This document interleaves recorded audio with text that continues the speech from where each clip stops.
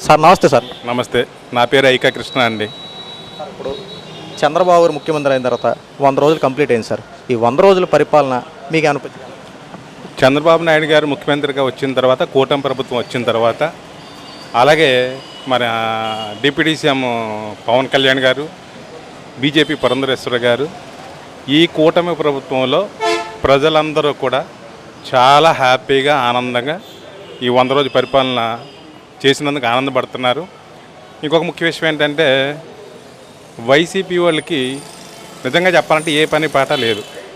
రెండో విషయం, వీళ్ళు చేసే మంచి పనులు జీర్ణించుకోలేక వీళ్ళ మీద లేని పని అబండాలు వేయటాలు, మరి వాళ్ళ మీద ఇవన్నీ కూడా లేని కల్పించి చెప్పటాలు, మేమైతే ఇరగదీసేస్తాం, మేమైతే పొడిచేస్తాం అని చెప్పి వాళ్ళ హయాంలో చేసినటువంటి 5 సంవత్సరాల పరిపాలనలో కూడా ఎన్ని కోట్ల అప్పులు తెచ్చారో, ఎన్ని లక్షల కోట్ల అప్పులు తెచ్చారో ప్రజలకు తెలుసు, నాయకులకి తెలుసు.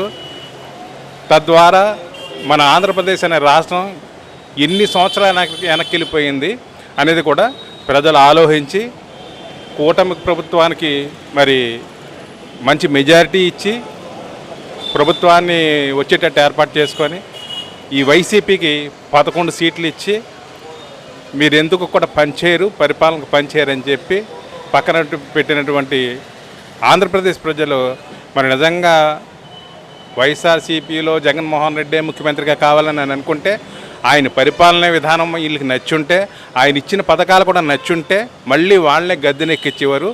ఆ విషయం కూడా తెలుసుకోలేని అజ్ఞానంలో ఈ వైఎస్ఆర్సీపీ వాళ్ళు ఉన్నారండి.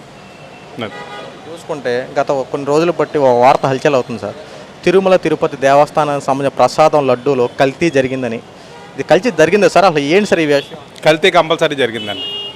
ఇది చిన్నపిల్లవాడిని చెప్తారు. దేనికోసం అంటే అంతకుముందు ఇచ్చేటువంటి సంస్థ దాన్ని క్యాన్సిల్ చేసేసి రివర్స్ టెండరింగ్ అని చెప్పి ఏదో స్టాకు చూపించుకొని ఈ వైఎస్ఆర్సీపీ 300 చిల్లరకు ఆవునెయ్యి ఇవ్వటం ఏంటండి?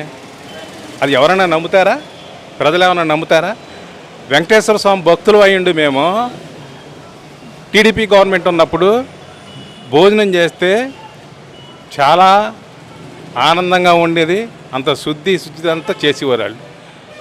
వీళ్ళు ఉడికి నన్నం, బియ్యం క్వాలిటీ తగ్గించడం, ఇవన్నీ చేయటం వలన చాలామంది భక్తులు బాగుంటలేదు, భోజనాలు బాగుంటలేదు, అన్న సమారాధన బాగుంటలేదు అని చెప్పినా కూడా వీళ్ళు పెడచవని పెట్టేసి వాళ్ళు ఏదైతే చేయాలనుకున్నారో అదే చేయటం.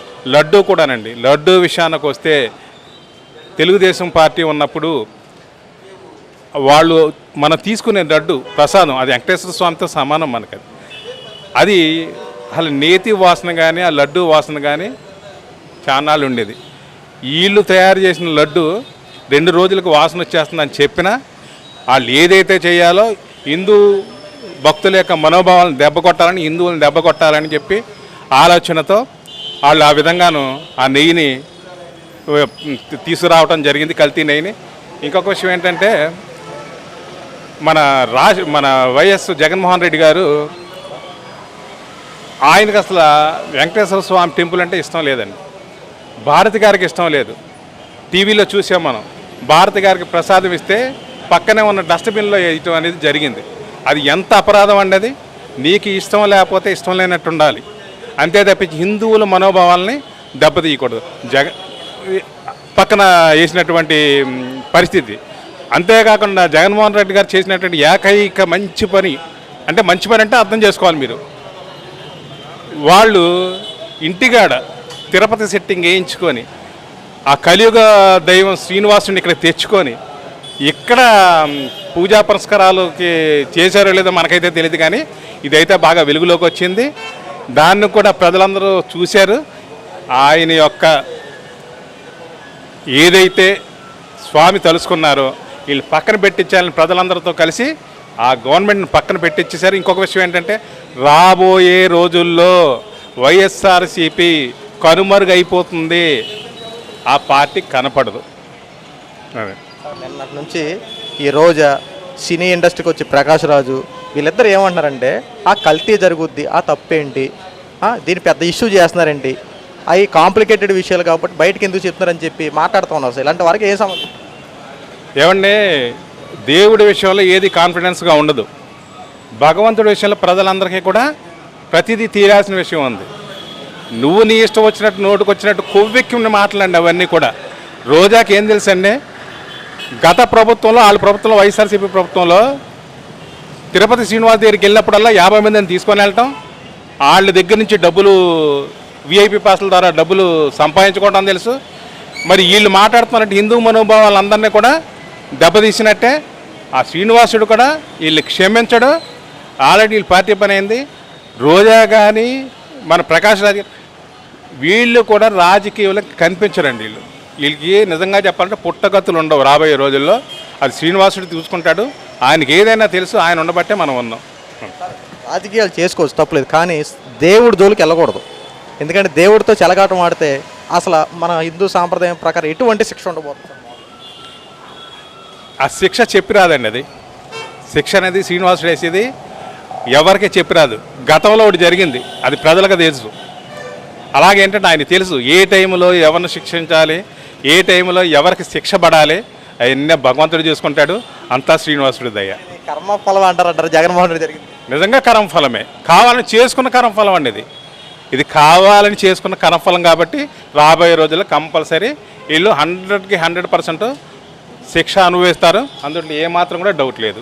జగన్మోహన్ రెడ్డి గారు మీకు ఒకటే చెప్పేది, తిరుపతి దేవస్థానంలో మీరు నిజం ఒప్పేసుకోండి, లేదంటే వెళ్ళి తిరుపతి దేవస్థానానికి వెళ్ళి ఆ లడ్డు ప్రసాదాన్ని తిని మీరు ప్రతి మతాన్ని గౌరవిస్తాను, నాకు ప్రతి మతం అన్న ఒకే మంచి అభిప్రాయం ఉంది, అన్ని మతాలని నేను గౌరవిస్తాను, నేను మత వ్యతిరేకిని కాదు అని చెప్పి నిరూపించుకోండి. అంతే తప్ప ప్రెస్ మీట్లు పెట్టేసి ఆ లడ్డూకి నాకు సంబంధం లేదు, చంద్రబాబు కావాలని ఇరికిస్తున్నాడు, ఈ కూటమి ప్రభుత్వం అంతా ఒకటే పని, జగన్మోహన్ రెడ్డిని ఇరికించడం కోసమే చేసే పని అంటూ నువ్వు మాట్లాడడం కరెక్ట్ కదయ్యా. ఎందుకు వచ్చిన మాటలు మాట్లాడడం? పక్కా ఎవిడెన్స్ ఉందా? ల్యాబ్ రిపోర్ట్లు ఉన్నాయి. ఆ ల్యాబ్ రిపోర్ట్లు కూడా ఏమంటున్నావు? కావాలని ఎన్ని చేస్తున్నారు, కావాలని బురద చల్లుతున్నారు, జగన్మోహన్ రెడ్డి రాజకీయం ఎదుగుదల చూడలేక కొంగలో తొక్కేయడం కోసం ఈ కూటమి ప్రభుత్వం పనిచేస్తుందని చెప్పి మాట్లాడుతున్నావు. కనీసం ఆలోచన ఉండాలి కదయ్యా. నువ్వు ఇప్పుడు ప్రెస్ మీట్లు పెట్టిస్తున్నావు, నువ్వు మాట్లాడుతున్నావు, ఆ స్క్రిప్ట్లో రాసుకొస్తావా, చదివేస్తావా, మళ్ళీ వెళ్ళిపోతావు. ఇప్పుడు వచ్చారు నీ మొత్తం బ్యాచ్, పేరుని నాని ఒకడు, కోడాలి నాని ఒకడు, వల్లభనేని వంశీ, వీళ్ళు ముగ్గురు వచ్చి ఇప్పుడు మాట్లాడుతూ ఉన్నారు. వాళ్ళతో మాట్లాడించేది ఏంటి? జగన్మోహన్ రెడ్డి దేవుడు, జగన్మోహన్ రెడ్డికి ఏ పాప పుణ్యాలు తెలియదు. అందరూ ఒకటే బానే కదా, మీరు అందరూ ఒకటే బల్లో చదివారు కదా. ఇప్పుడు ఏంటంటే వీళ్ళందరూ చేసే పని ఏంటంటే జగన్మోహన్ రెడ్డియే మంచోడు, జగన్మోహన్ రెడ్డి తప్ప ఇంకా ఎవరికి ఈ భూమి మీద ఎంత మంచి యోగ్యత కలిగేది ఇంకెవరికి ఉండదన్నట్టు నిన్ను హైలైట్ చేయించుకోవడం కోసమే ఈ ప్రెస్ మీట్లు పెడతా ఉన్నావు. ఎందుకంటే అక్కడ లడ్డూలో కల్తీ జరిగిందన్న విషయం ప్రతి ఒక్కరు తెలుసు. కానీ నువ్వు చేసే పని ఏంటంటే ఒక్కటి మాత్రం పక్కాగా తెలిసింది ఏంటంటే నువ్వు కాదని నిరూపించుకోవడం కోసం చాలా ప్రయత్నాలు చేస్తున్నావు. ఎందుకంటే ఆల్రెడీ నీ మీద పాత కేసులు చాలా ఉన్నాయి, అవే ఇప్పుడు నీకు ముదిరిపోతూ ఉన్నాయి. ఇప్పుడు లేటెస్ట్గా ఈ లడ్డూ విషయం కూడా తెర మీదకి వస్తే ఇక నాకు ఏమైపోద్దని నీకు అర్థమైపోయింది. నీ పరిస్థితి ఏమైపోద్దని చెప్పి నీకు అర్థమయ్యే నువ్వేం చేస్తున్నావు అంటే టాపిక్ డైవర్ట్ చేయడం కోసం రకరకాల ప్రయత్నాలు చేస్తున్నావు. కానీ ఎటు చూసుకున్నా ఇరుక్కుపోతున్నావు. ఫైనల్గా నువ్వు ఒకటి మాత్రం తెలుసుకోవయ్యా, ఒకటే, నువ్వు అన్ని మతాలు గౌరవిస్తావనంటే కనుక ఖచ్చితంగా వెళ్ళి తిరుమలకి వెళ్ళి ఒకసారి నువ్వు అక్కడికి వెళ్ళి దర్శనం చేసుకొని ఆ ప్రసాదం తిను. లేదంటావా నువ్వు చేసిన పని ఏంటో తెలుసా? నిజంగా ఒప్పేసుకుని ప్రెస్ మీట్ పెట్టేసి, సార్ దీంట్లో నాకు ఈ విషయం తెలిసింది, దీని మీద మరి నాకు ఏమన్నా జరిగితే ఏమన్నా మంచిగా నాకు కొద్దిగా ఈ కేసుని నన్ను ఇరికించకుండా ప్రాధాయపడుకో. అంతే తప్ప వాస్తవాన్ని నిజాన్ని అవాస్తవం చేయడం కోసం ప్రయత్నాలు చేయమాకు. వాస్తవాలు ప్రజలందరూ తెలుసు. ఎందుకంటే హిందూ సాంప్రదాయాన్ని మంట కలిపేలా ఈరోజు చర్యలు తీసుకున్నారు. దీన్ని ఎట్టి పరిస్థితులు ఉపేక్షించరు. అది మాత్రం ఫిక్స్ అయిపో. నువ్వు ఎంత ప్రయత్నాలు చేసినా, ఏం చేసినా, ఎలా ఉన్నా ప్రజలు మాత్రం ఖచ్చితంగా నిన్ను విడిచిపెట్టే ప్రసక్తి లేదని మాట్లాడుతున్నారు. ఎందుకంటే పక్కాగా దీంట్లో వైసీపీ ప్రభుత్వం ఇన్వాల్వ్ అయి ఉంది. ఆర్కే రోజా విషయం కూడా దీంట్లో ఉందంటూ వార్తలు వస్తూ ఉన్నాయి. తిరుపతి దేవస్థానంలో ఎన్ని అక్రమాలకు పాల్పడ్డారో ప్రతిదీ వెలుగులోకి వస్తూ ఉంది. కనీసం నాణ్యమైన భోజనం కూడా పెట్టలేదు కదా అక్కడ. రేషన్ బియ్యంతో భోజనాలు వండుతారు. ఆ క్యూ పద్ధతిలో సరైన లైన్లో పద్ధతిలో సరైన సౌకర్యాలు ఉండవు. ఆ సెక్యూరిటీ సరిగ్గా ఉండదు.